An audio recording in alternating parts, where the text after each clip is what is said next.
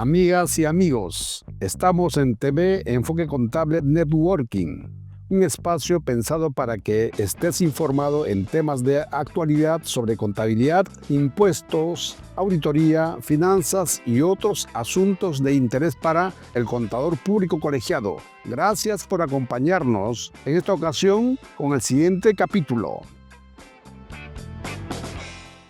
Amigas y amigos de TV Enfoque Contable, bienvenidos. Nuevamente nos acompaña en esta ocasión el doctor Miguel Carrillo, especialista tributario, maestro universitario. También. Bien, bienvenido. Muchas gracias por verlo. Vamos a tocar un tema. ¿Cómo está, Miguel? Gracias. Vamos a tocar un tema que en este momento preocupa a los contribuyentes, obviamente a los colegas contadores públicos y también a los abogados. Así es. Pero más trabajo a la vez. A los ¿Sí? Se trata de las esquelas a través del cual la administración tributaria está o ha empezado a notificar a la mayoría de los contribuyentes. Y la verdad, pues eso preocupa, ¿no? Porque, a ver, ¿qué pasa si no estamos de repente cumpliendo con las normas tributarias de manera correcta? Entonces la SUNAT está empezando a notificar las inconsistencias que existen en las declaraciones. Al respecto, Miguel nos va a comentar, en este caso, Miguel, la SUNAT, repito, está empezando a notificar a través de esquelas sobre supuestas inconsistencias en las declaraciones. ¿Cómo debe enfrentar en este caso el contribuyente? Sobre todo, Alberto, muchas gracias por la invitación. Es importante tener en cuenta dos cosas. Primero, que son esquelas de citación en las cuales la administración ya comunica a los contribuyentes sobre una inconsistencia detectada como consecuencia de información previa que tiene en sus sistemas o información que tiene de otros casos que seguramente ha fiscalizado o antecedentes. Y lo segundo es que estas esquelas básicamente dejan constancia de operaciones que no se habrían realizado y que tendrían como consecuencia reparos o desconocimientos en el crédito fiscal. ¿Y por qué han llegado en forma masiva? Porque se entiende que la administración tributaria ha detectado ciertos proveedores que han emitido, seguramente en periodos anteriores, ya 2023, 2024, o incluso está llegando también 2025, facturas de favor. Facturas sobre operaciones que no se habrían realizado. Entonces los ha detectado y ha verificado a quiénes ellos le han vendido. Y a todos los adquirentes les viene notificando esta esquela de citación. Esas facturas de favor que lamentablemente hay contribuyentes que de repente consiguen, Así es. son obviamente comprobantes sobre operaciones irreales, que no existen. ¿Cómo puede decantar eso finalmente en esta, bueno, primero una notificación a través de esta esquela, pero esto puede decantar en una fiscalización? Claro que sí, porque hay que tener en cuenta que no son todos los casos en los cuales les están informando ya en la comparecencia que son facturas de favor, sino inconsistencias, por ejemplo, porque el proveedor no cuenta con capacidad operativa, económico-financiera. Entonces, una seguramente los ha verificado, fiscalizado. Queda la duda si es que hace una fiscalización de oficina o si es que ha ido a las empresas a verificar si realmente tienen equipos, maquinario personal. Pero ¿por qué puede venir una fiscalización? Porque si yo como administración ya detecté una inconsistencia, simplemente en la fiscalización voy a corroborar lo que estoy detectando en esta esquela de citación o por qué estoy emitiendo esta esquela de citación. Y es importante tener en cuenta que son cartas que están yendo de 2023, 2024 hasta 2025 de periodos que aún no prescriben. Y para que prescriban todavía faltan unos 3 o 4 años. Entonces, es evidente que es como una alerta que la administración está mandando a los contribuyentes, combinándolos a que puedan rectificar el periodo para que el caso no conlleve en una fiscalización o, lo que es más grave, en la vía penal bajo el delito de defraudación tributaria. Miguel, como comprenderás, los responsables de la declaración de los impuestos son los contadores o el área de contabilidad de una empresa. Pero el área de contabilidad no hace gestión, o sea, no es la que compra, la que paga, ¿no? Sino simplemente lo que hace es acopiar la información de los comprobantes de pago y los registra en el registro de compras. Así es. ¿No? A efecto de utilizar como crédito fiscal, obviamente, esas facturas, que de buena fe presume de que esas compras son fehacientes, son reales. Sí. ¿Hasta qué punto el contador público puede ser involucrado en esto de que de repente no lo ha revisado en forma apropiada, adecuada, a efecto de determinar si esos comprobantes son reales o fehacientes? Claro, es importante analizar ese punto, porque si no, nosotros que estamos en la labor contable, en la labor de asesoramiento, podríamos tener el temor de que también se nos impute la comisión del delito, ya sea como partícipes, coautores o simplemente que tengamos algún tipo de participación. Es importante tener en cuenta la labor del contador, ¿no? El contador lo que hace básicamente es llevar un registro control de las adquisiciones, la registra contablemente, cumple con las obligaciones tanto formales como sustanciales, tributarias, pero de ahí a que el contador, por ejemplo, ¿no?, tenga alguna incidencia de lo que ha de repente realizado el gerente directamente, si es que él no le ha trasladado la información, porque hay casos también que el contable sabe que de acuerdo, digamos, al rubro, a la actividad, estas empresas pues simplemente emiten un comprobante, pero no hay ningún contrato, no hay ningún servicio que respalde esta operación, incluso para la adquisición de bienes, ¿no? Oye, te vendió otra cantidad de bienes, pero esos bienes no han ingresado al almacén, no están registrados contablemente, entonces ya se genera cierta duda y cuando van a preguntar seguramente a gerencia dice, no, lo que pasa es que son facturas que nos van a permitir de repente generar un ahorro tributario, ¿no? O bajar la carga tributaria, sea en renta o en IGB. Entonces ahí bien empieza un poco la duda, ¿no? Oiga, si yo lo registro, estoy siendo partícipe de este acto que prácticamente es simulado, ¿hasta qué punto va mi responsabilidad? ¿No? Y hay casos, que me lo han comentado también y lo he visto, de contables que dicen, bueno, mejor ya no sigo en esta empresa, o alerto sobre esta contingencia, o en todo caso sigo, pero con intención de deslindar cierta responsabilidad. O sea, hasta dónde llega mi labor, hasta dónde llega mi control. Por eso hay casos en los cuales yo considero que sí es importante que el contador se convierta también en parte como gerenciar también la empresa, porque va a tener que decirle al gerente, mira, está bien, tú has hecho esta operación una o dos veces, pero si ya tanto lo vas a realizar, nos estás exponiendo a todos, ¿no? Tanto él, ¿no? Como A un a un riesgo mayor, mayor. sobre todo porque la administración tributaria va a imputarle la comisión del delito y él, como todos, tenemos presunción de inocencia. Pero si ya se ha dado una operación con el mismo proveedor por años, quiere decir que yo ya he aceptado este tipo de prácticas, ¿no? Más aún porque es un proveedor que de repente ya tiene ciertas observaciones, lo han fiscalizado, ¿no? SUNAT ha encontrado de repente omisiones, o si es que forma parte de una cadena de empresas, ¿no?, que lo que buscan es pasarse crédito fiscal, entonces, o incluso en el caso de los gastos. Entonces yo considero que si bien es cierto, hay una presunción de inocencia, también va a ser poco probable que él demuestre, el gerente, y no el contador, porque al contador no le van a imputar el delito, ¿no? El contador simplemente van a tomar en cuenta lo que él hizo, ¿no? Pero si se nota un tipo de participación directa, ¿no?, en acuerdos, en firmas, en recoger la mercadería o simplemente en registrar operaciones que de por sí no tenían por qué registrarse porque son falsas, podría alcanzar un tipo de responsabilidad, pero tendría que demostrarlo la administración tributaria, o sea, que tuvo dolo, que hubo negligencia grave, abuso de facultades, que tuvo la intención de defraudar al Estado para tener un tipo de responsabilidad. Pero yo considero que en realidad lo que busca justamente estas esquelas, y me lo han comentado muchos contribuyentes, es que el contribuyente rectifique bajo la amenaza o la coacción de que el caso se pueda ventilar en la vía penal. Y es algo que en realidad no debería hacer, porque yo podría decir, mira, rectifica porque en la fiscalización te podría encontrar una mayor deuda.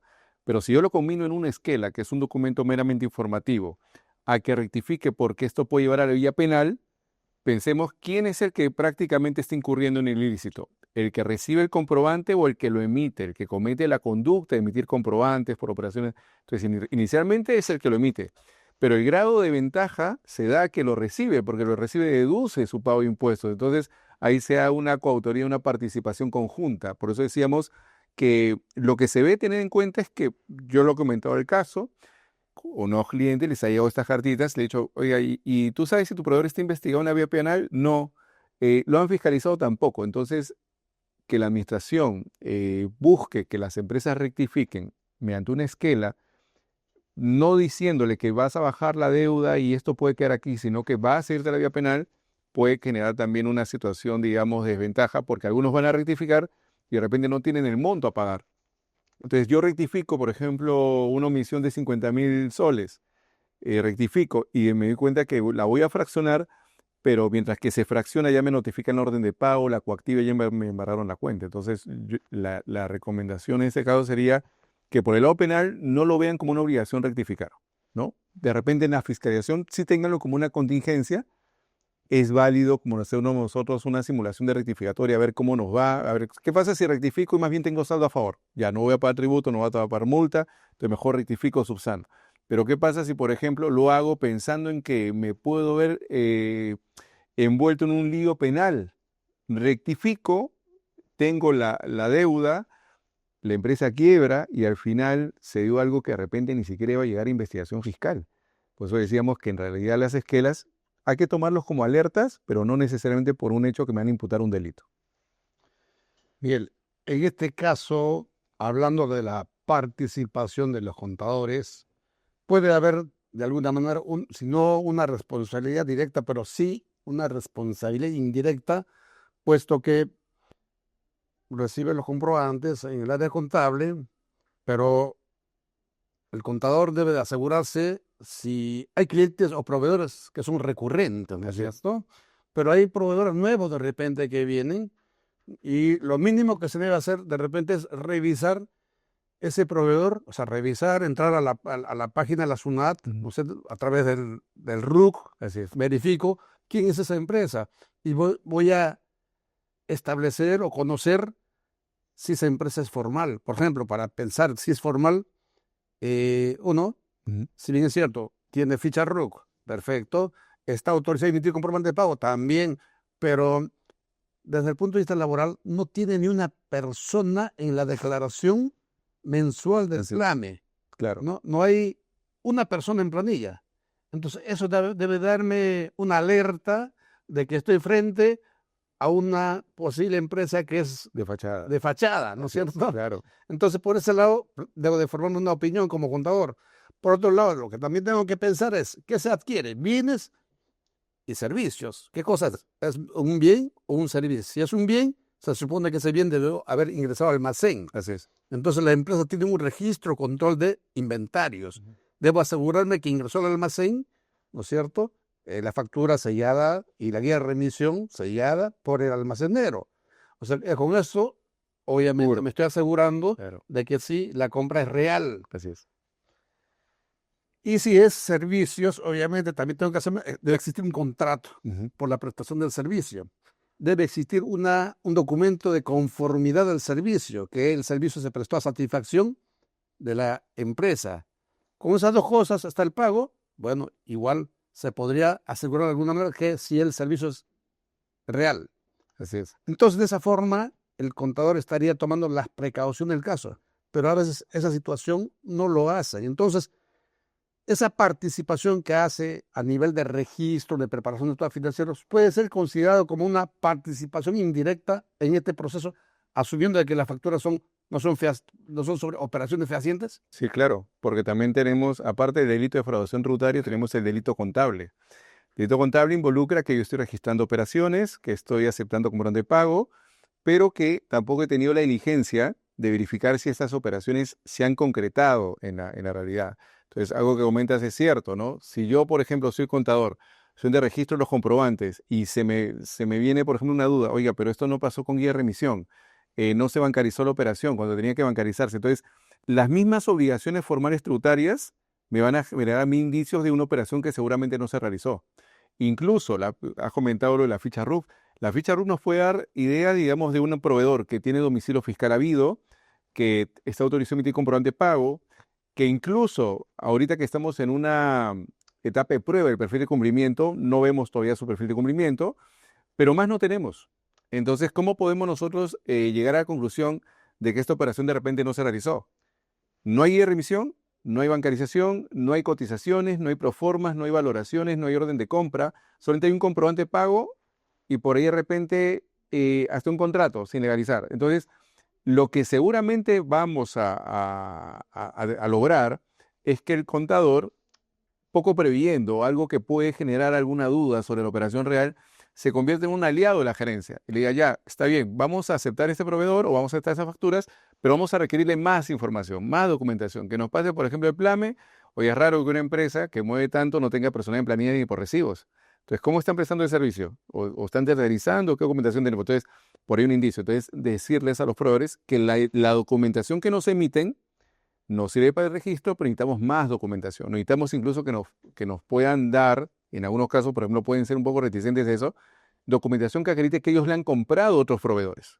Porque si él tiene la capacidad de venta es porque también compró, pero si no tiene compras, ¿cómo podemos validar nosotros una operación? Entonces es importante que el contador también, teniendo en cuenta lo que se viene, porque yo diría, bueno, estaríamos tranquilos si es que la esquela nos dijera, bueno, usted rectifique para efecto de evitar la fisca. pero lo que están diciendo SUNAT en las comparecencias, inclusive hay un cliente que se ha comprometido a rectificar.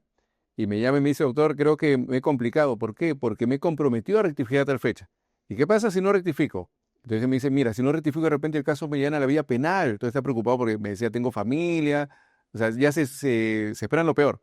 Mira, si usted se comprometió a rectificar y no rectifica, pero tiene documentación que presentar, por más que el proveedor pueda ser cuestionado de que no realizó la operación, nada lo obliga a rectificar. Esta es simplemente una anotación que se dejó en el esquema de comparecencia, en el acta de comparecencia. Entonces no ha rectificado, ha presentado la documentación. ¿Y cómo se cerró la esquela?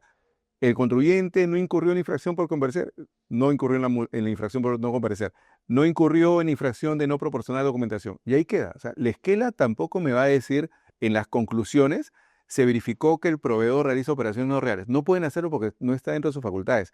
Pero si ya se genera la alerta, como he recomendado a algunas empresas, oiga, mira, estos son los proveedores que para SUNAT emiten factura a favor. Entonces con esto ya no trabajes este año, ¿no? Pues estamos hablando de periodos que SUNAT sabe que se pueden repetir, 2024, 2025. Entonces, simplemente es una alerta, hay que tomarlo como una alerta para que el contribuyente sepa que puede conllevar de repente una contingencia en la vía penal si es que no es, el contador sobre todo, no es tan detallista en cuanto a las operaciones o el control de obligaciones que puede hacer.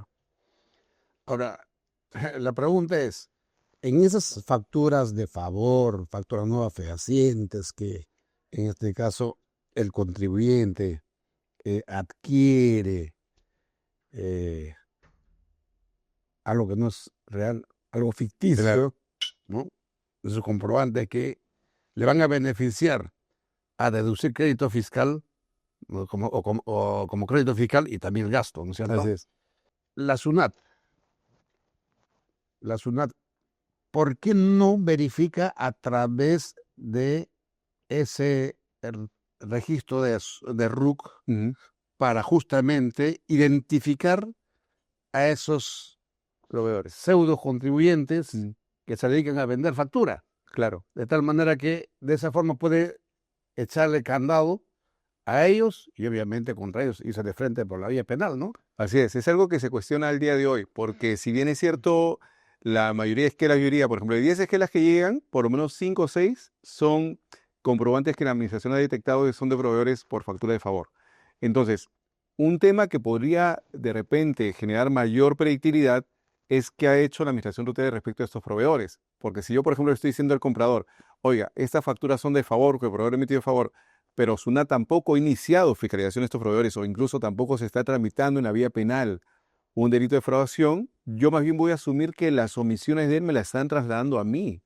Porque ¿qué pasa, no? Claro, si no rectificas, el tema puede ir a la vía penal. Entonces mi rectificatorio no está por asumir de que hay facturas que puedo sacar y hay otras que sí pueden quedar, sino todas, ¿no? Porque es un listado de varias facturas. Entonces puede darse el caso de que efectivamente la administración, al momento de mandar las esquelas, ¿no? Señale, ¿no? O en acta de comparecencia, mira, lo que pasa es que tu proveedor emitió esta factura de favor y ya hemos iniciado investigación, ya que están los documentos. O sea, para que el contribuyente sepa que efectivamente no es simplemente vamos a iniciar la vía penal, sino que ya lo hemos iniciado. Porque eso tal vez podría, de repente, en los compradores decir, bueno, sí, efectivamente, ¿no? Un reconocimiento, hemos comprado factura de favor, pero ya no lo hacemos. O si hemos dejado estas prácticas, o vamos a rectificar o vamos a subsanar. Pero lo que estamos viendo es que el ensañamiento, el riesgo, siempre va al que recibe y no al que lo emite.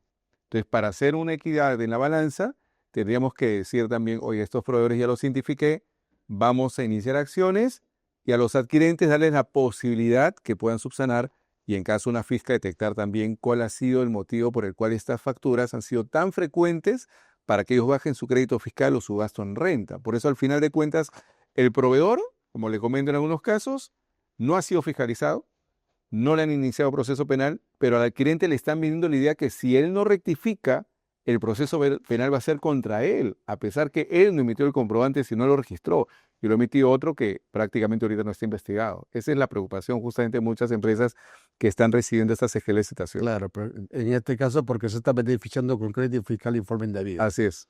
Okay. Ahora, algunos bienes y la mayoría de los servicios están sujetos al sistema de detracciones. Así también. Entonces, muchas veces no se ha cumplido con las detracciones, con el depósito de las detracciones. Y, sin embargo, se ha utilizado esa factura como crédito fiscal. Claro. O sea, ahí habría doble sanción.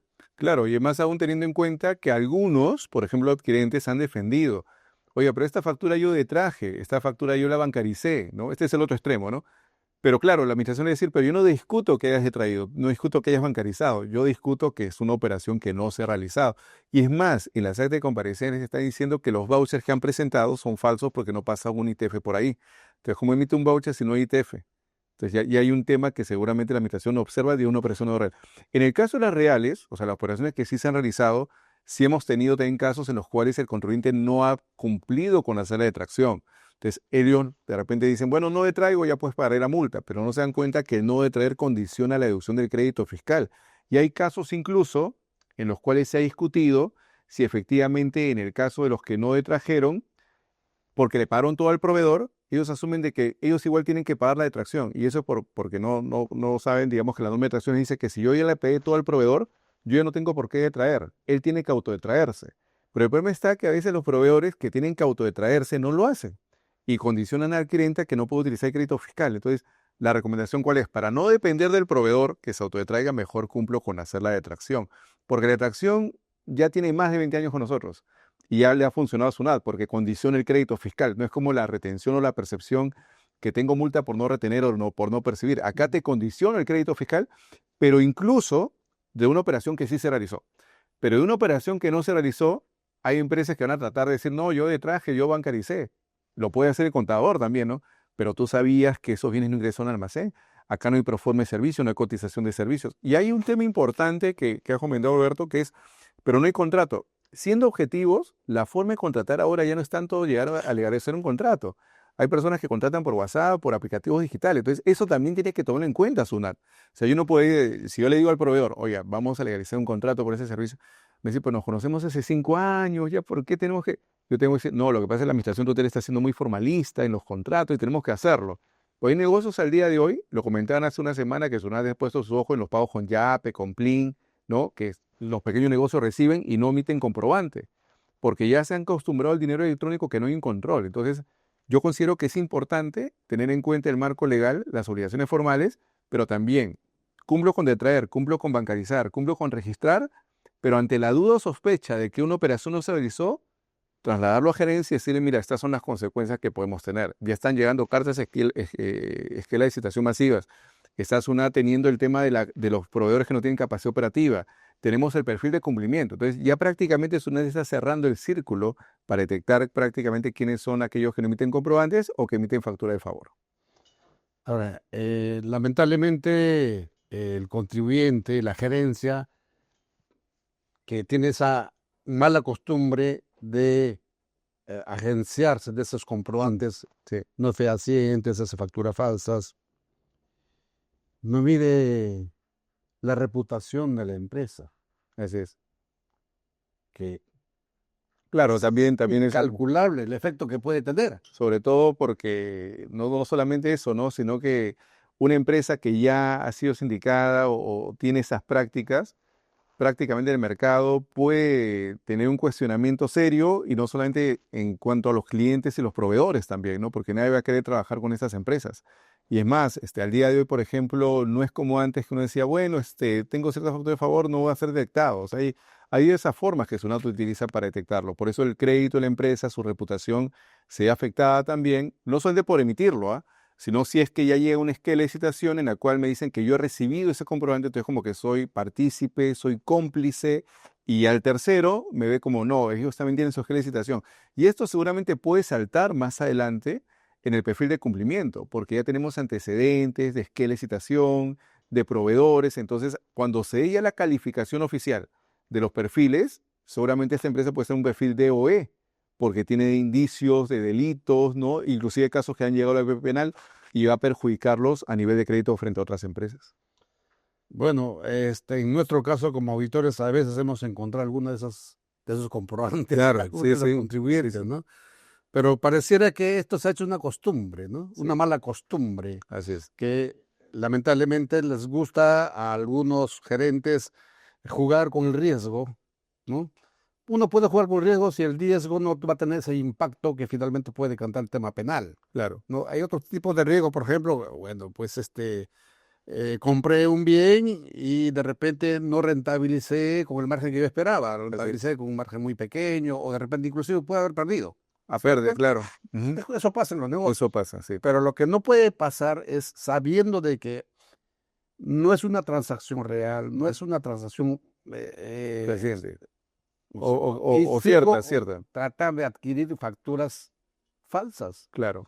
Entonces, estoy reincidiendo Ujú. una y otra vez en esto, ¿no? No, y es una conducta que ya la administración ha identificado, Es ¿no? es Sí, una conducta pues que está penada. así es. Y no solamente eso, sino que también perjudica toda la cadena de producción. Porque basta que uno emite favor, llega al tercero, no hay cómo sustentar el proceso productivo desde el inicio.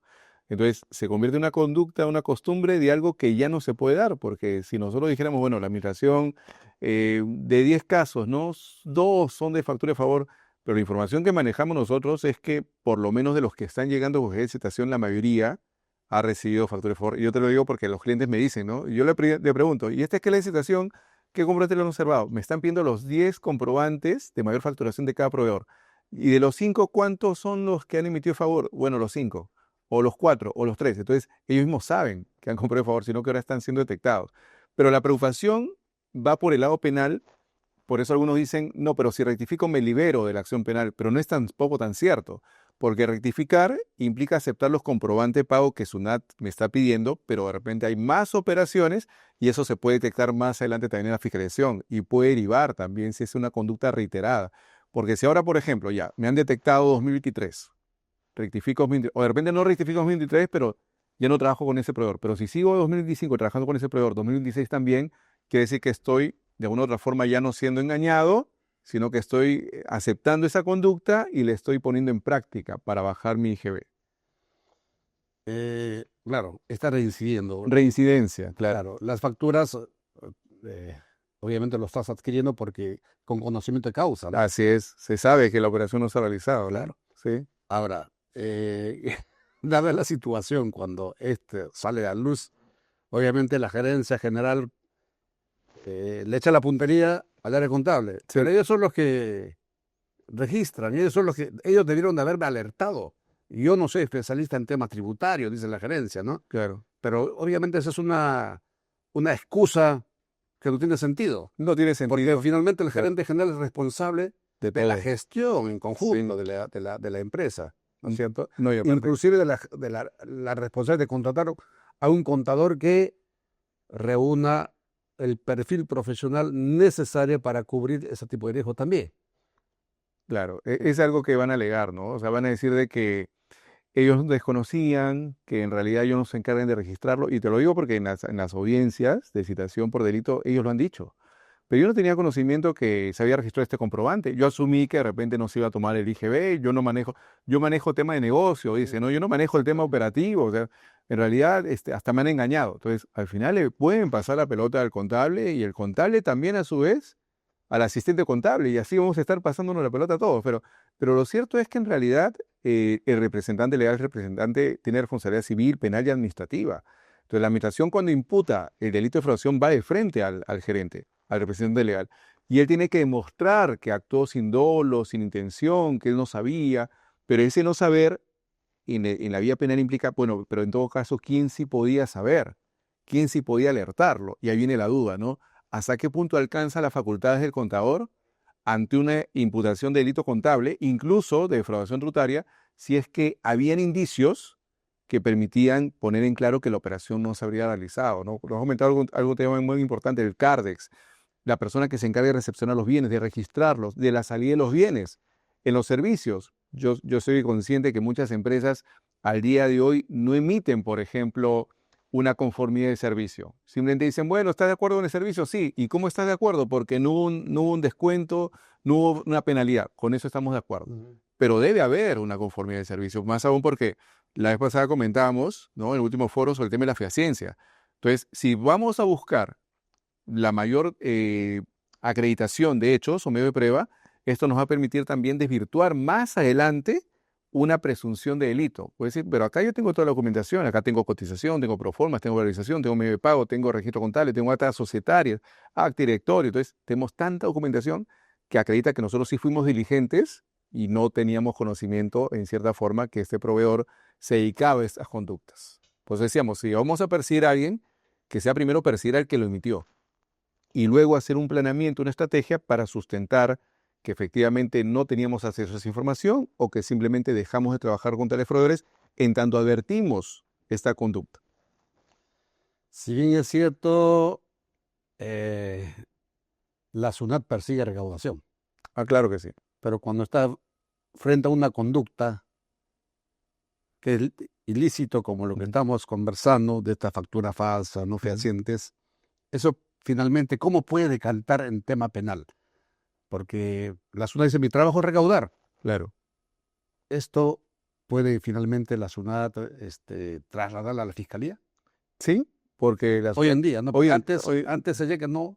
No, antes, Si tú pagas tu impuesto, claro, ya, ok, te salvas, te libraste. Pero hoy en día se puede pensar igual. sí, yo diría porque en realidad SUNAT tiene no solamente esa potestad de informar, ¿no? al fiscal de haber detectado, a través de la Procuraduría Pública de SUNAT, ¿no? Haber detectado algún indicio de delito tributario, contable, sino también por el hecho de que ellos también dirán, ¿no? Oiga, pero yo puedo requerir el pago, esta operación por ser no real y podemos pasar un procedimiento de filiación que puede tomar 2 años más la reclamación y lo va a alargar seguramente la empresa por 5 o 7 años más. Entonces, una forma de encontrar la justificación a que SUNAT también participe en esto, porque lo hace, es porque hay un delito en el cual se ha afectado el patrimonio del Estado. Entonces, ¿qué es lo que busca la recaudación? Cubrir el gasto público para poder dar servicios públicos eficientes como lo que el Estado tiene como fin supremo. Pero ¿qué es lo que pasa? Si yo, por ejemplo, dejo de lado la vía penal, pues prácticamente el contribuyente o el que realice esta factura de favor decir, bueno, en todo caso me conocerán el crédito fiscal y ya los abogados lo dilataremos, lo impugnaremos. Pero cuando ya llega la citación del fiscal en la cual dicen, mira, hay una presunción de delito, como que ya se alertan, ¿no? Y eso SUNAT también lo hace con la intención de que haya un efecto disuasivo. Es decir, las mismas esquelas tienen ese efecto disuasivo, ¿no? Por más que suene de repente un poco desproporcionado, ¿no? Que en una esquela tú vayas a una comparecencia y más puede aparecer una comparecencia penal. Porque yo me pregunto, ¿por qué es que a diferencia de otras esquelas, SUNAT ahora sí los está citando? Porque sabe que cuando uno presenta el descargo, por ejemplo, me dicen, ya, hay operaciones que no se han realizado, estos son los comprobantes. Ya, yo lo que voy a decir, sí se han realizado y te presento los comprobantes, ¿no?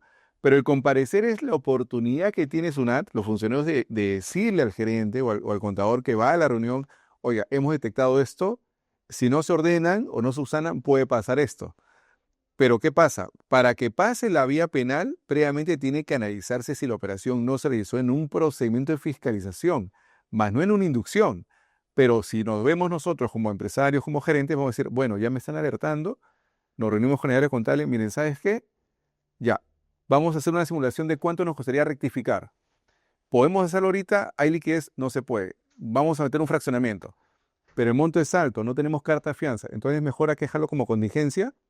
Más adelante hay que rectificarlo cuando haya mayor liquidez. Pero ya dejamos en claro que lo vamos a hacer. Pero, por ejemplo, empresas que dicen, me han detectado factura falsa, factura de favor, y sabemos que son facturas de favor, vamos a sacarlas. Ya, ¿cuál es la consecuencia de rectificar? Tengo saldo a favor, tengo saldo arrastrable. ¿Hay multa? No hay multa. ¿Hay monto a pagar? No. Entonces mejor rectificamos. Y hay un tema importante que es que en la vía penal, por ejemplo, el caso de defraudación no sigue, se estanca si es que se acredita que la empresa subsanó o pagó la deuda en la vía administrativa. Entonces, muchas empresas tienen que tomar en cuenta eso, ¿no? ¿Qué pasa si yo, por ejemplo, reconozco la deuda, la pago, la rectifico? Ya eso me exime de la vía penal. Entonces, eso también es importante que las empresas sepan que si ellos reconocen, por ejemplo, que hay factura de favor y han logrado subsanarlo o rectificar, o de repente hasta fraccionarlo, ya SUNAT no va a pedir al fiscal que investigue o que inicie investigación, porque ese monto que iba a ser perjuicio para el Estado ya se recuperó con la rectificatoria. Entonces es importante también analizar o hacer simulación de rectificatoria. De repente, como le digo, ¿no? Yo le he dicho a los clientes, si hoy día no puedes rectificar, no lo hagas, pero sabes que en la fija te van a observar esto. Pero lo primero que tienes que hacer, ya no trabajes con estos proveedores, porque ya han sido detectados. O sea, no es que SUNAT se le ocurrió mandar a esquela de citación a todo el mundo. Lo hace sabiendo que hay proveedores que han realizado estas facturas de favor o que han emitido estos comprobantes que prácticamente han aliviado un ahorro a las empresas. Porque también es cierto lo que comentamos también en la previa, de que hay los entes contadores, asesores tributarios que te dicen, yo te voy a hacer pagar menos impuestos. ¿no? Yo te voy a ahorrar el tema tributario. Pero no es que van a hacer un planeamiento de opciones, estrategias, ¿no? De algo que está permitido en el sistema, sino yo voy a hacer aquello que te va a aliviar la carga, pero por operaciones no reales, por factura de favor, por doble facturación. Entonces, ahí viene el supuesto ahorro y eso salta justamente cuando se dan estas esquelas y se da más adelante la fiscalización. El tema es que no existe ninguna norma tributaria con la intención o finalidad de generar ahorro tributario en los contribuyentes, No, pues, ¿no? no, La norma nos guste o no nos guste, ahí está hay que para aplicarla. cumplirla, para Claro. aplicarla, ¿no? Así es.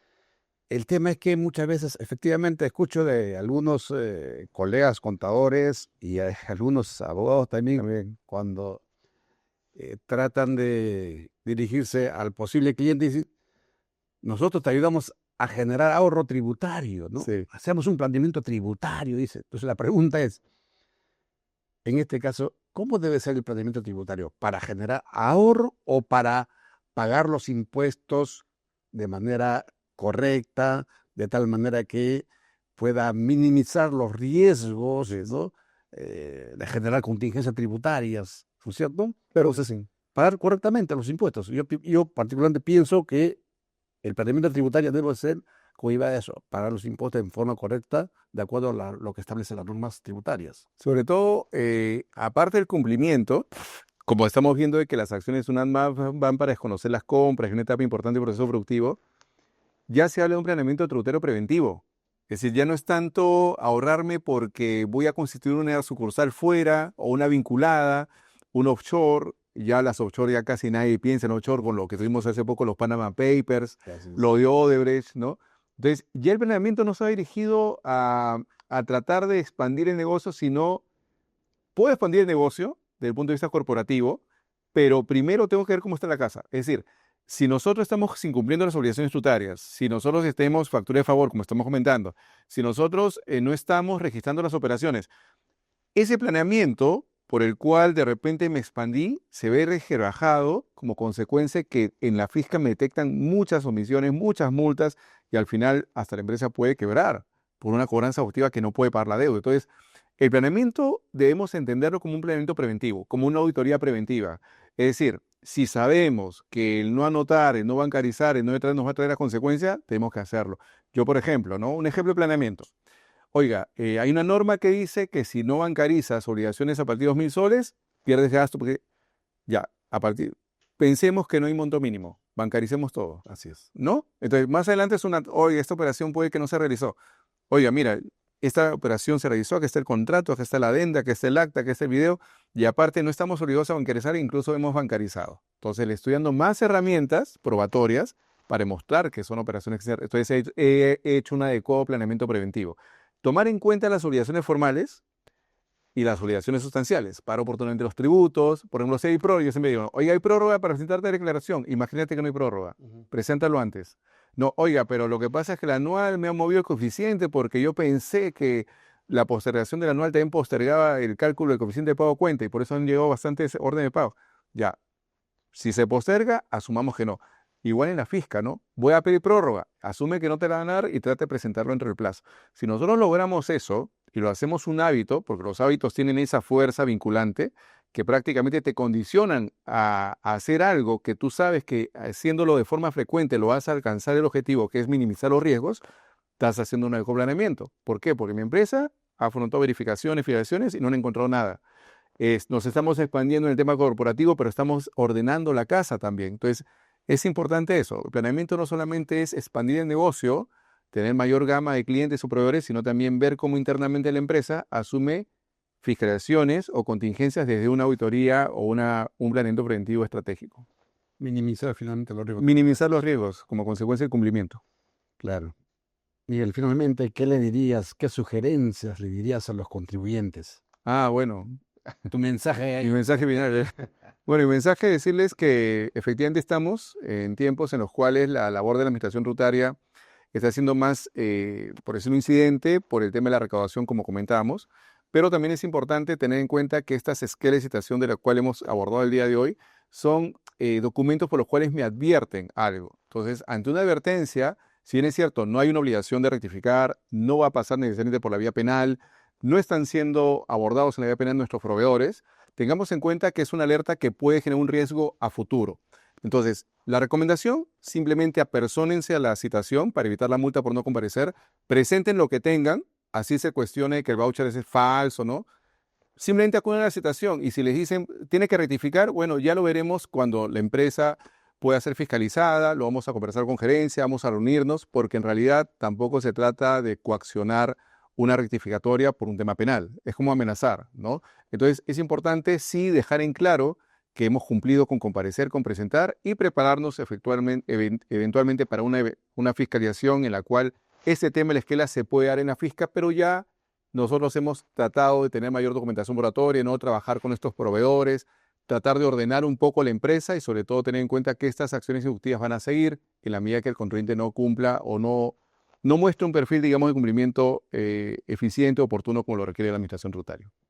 Finalmente, ¿cuál es tu mensaje para los colegas contadores públicos que obviamente están permanentemente viendo temas tributarios, ¿no? Para no verse involucrados en situaciones de estas de facturas falsas, Claro. irreales? ¿Qué le podría decir a ellos a efecto de que tomen toda su precaución en el caso para no estar involucrados en esos temas?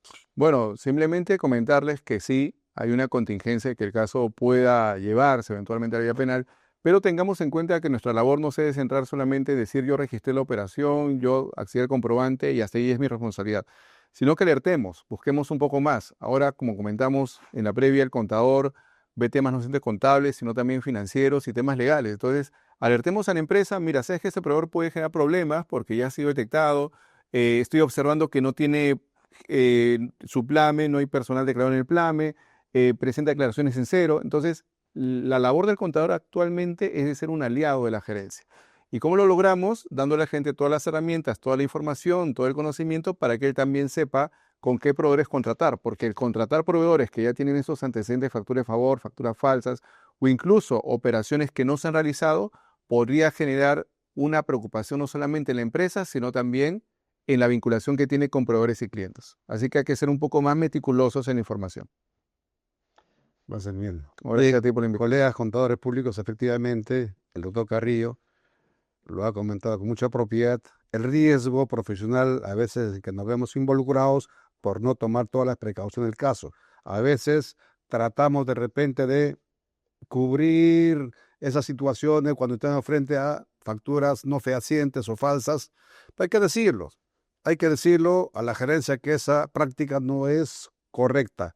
Por consiguiente, evitemos estar presente e incurrir en mayores riesgos profesionales en que nos podemos ver involucrados.